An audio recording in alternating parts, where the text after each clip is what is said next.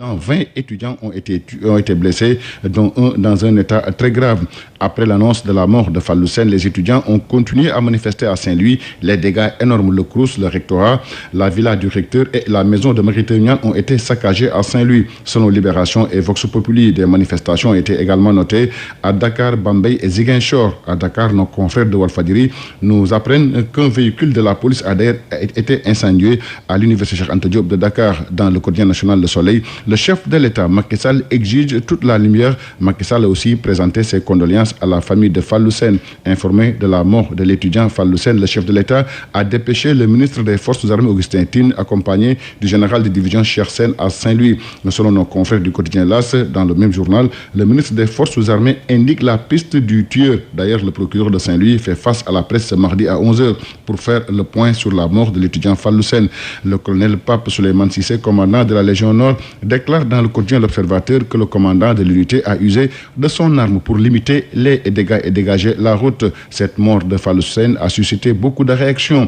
Le syndicat autonome des enseignants du supérieur décrète 48 heures de grève. Écrivent nos confrères du quotidien LAS.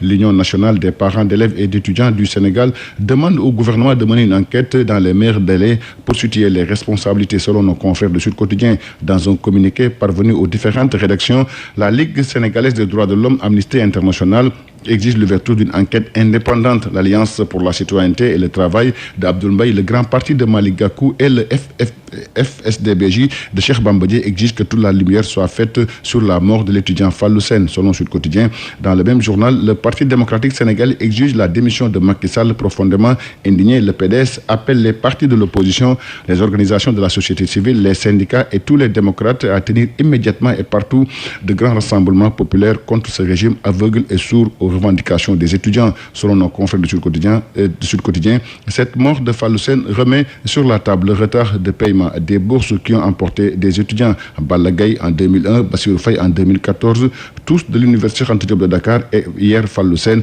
de l'université Gaston Berger de Saint-Louis. 3 étudiants, un destin commun. Ils ont été tués par les forces de sécurité. Leur seul tort, c'est d'avoir revendiqué le paiement de leur bourse.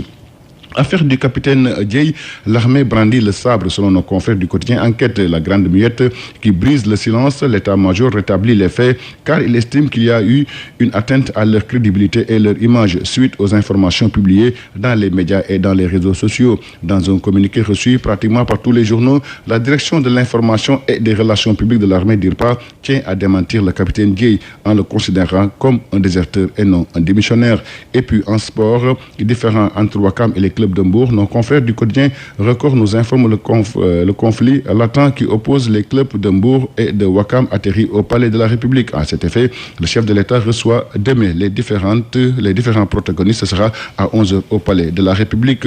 Nous restons toujours en football avec le Mondial 2018. Le coach des Lions du Sénégal, Aliou Cissé, qui fait face à la presse demain à partir de 15h. Ce sera sur la VDN. C'est dans le cadre de la publication de la liste des joueurs retenus pour le Mondial 2018. Merci, c'était tout. À vos journaux et bonne lecture à tous.